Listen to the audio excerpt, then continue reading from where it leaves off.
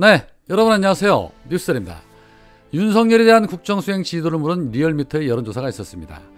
지난 16일부터 20일까지 조사한 여론조사에서 윤석열이 잘한다는 응답이 38.7%, 못한다는 응답 58.8%로 기록이 됐습니다.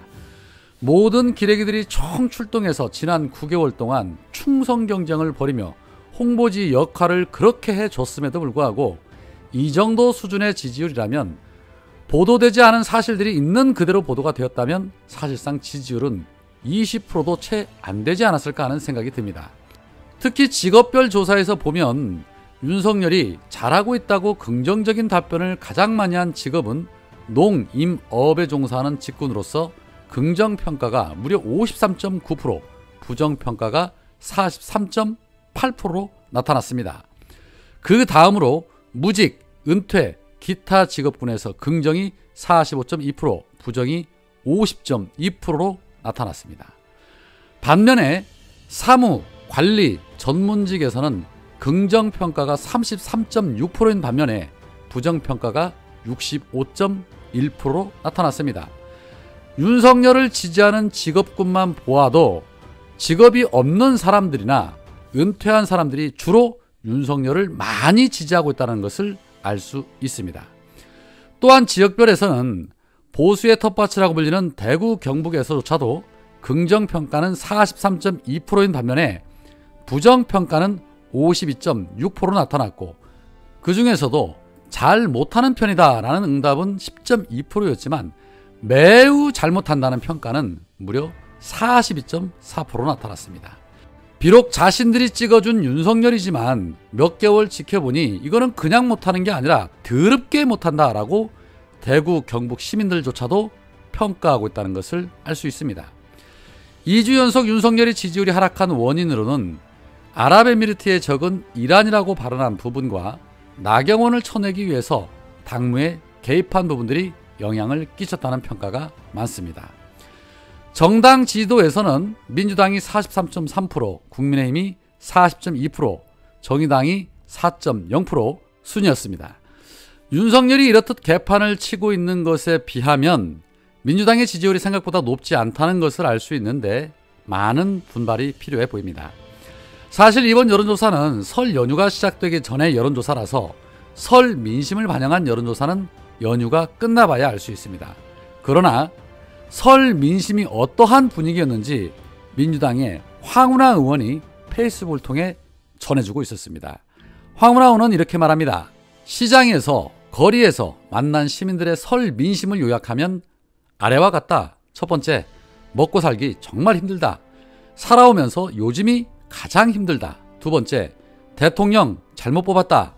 나가기만 하면 사고친다. 민주당이 왜 그렇게 못 싸우냐? 겁나는 게 있냐? 세 번째, 여야를 가리지 않고 싸움질들만 하는 정치인들 정말 꼴보기 싫다. 국회의원은 한 명도 없었으면 좋겠다. 1번에 대한 국회의 응답은 민생 우선 국회다. 국민들의 삶을 조금이라도 개선하고 희망을 만들어내는 역할을 국회가 반드시 담당해야 한다. 2번은 검찰공화국 윤석열의 무능, 오만에 대한 우려이다. 검찰 독재가 기승을 부리는데도, 정권 출범 8개월 만에 민주주의가 한참이나 퇴행했는데도 민주당은 왜 그렇게 무력한가에 대한 질책이다. 입법 투쟁 등 모든 수단을 동원해서 강하게 싸워달라는 요구에 응답해야 한다. 3번에 대한 해답은 정치개혁이다. 지금의 정치체제는 극단적인 진영 대결과 국민 분열, 국가 발전의 발목을 잡는 시대착오적 정치로 요약이 될 수 있다. 이대로의 정치로는 더 이상 희망이 없다. 한국갤럽 여론조사에서 국민 10명 중 4명은 정치개혁이 가장 시급하다고 답변을 했다. 낡은 정치체제에 대한 국민의 분노가 임계점에 이르렀다. 정치개혁에 대한 열망이 끓어오르고 있다. 선거가 없는 올해가 정치개혁의 최적기다. 국민 주권의 등가성, 비례성 구현, 승자독식 구도 해소, 사표의 최소화, 상생과 협치를 가능케 하는 구조를 만들어야 한다. 골목정치 수준의 낮은 지식 수준으로 그저 표를 모으는 기술만 습득한 사람이 아닌 국가의 미래 비전을 제시하고 국가 발전의 주요 어젠다에 대해서 토론하고 대안을 제시할 수 있는 국회의원이 선출되는 구조를 만들어야 한다. 당리당략을 초월하는 초당적 논의가 시작되어야 한다라는 글을 올렸습니다. 그렇습니다. 우리 시민분들의 민심은 정확합니다. 자, 그런데 개혁을 한다고 하면 물음표가 먼저 생기는 것 어쩔 수 없습니다. 그동안 민주당이 개혁을 한다고 해놓고 제대로 된 개혁을 보여준 적이 없었기 때문에 물음표가 먼저 생기는 듯합니다. 검찰개혁을 제대로 하지 못해서 오히려 검사 출신에게 정권을 뺏긴 부분에 대해서 어느 것이 우선순위인지 그것을 먼저 잘 파악하고 그 부분을 먼저 정비하는 것이 가장 시급한 우선순위가 아닐까 생각됩니다.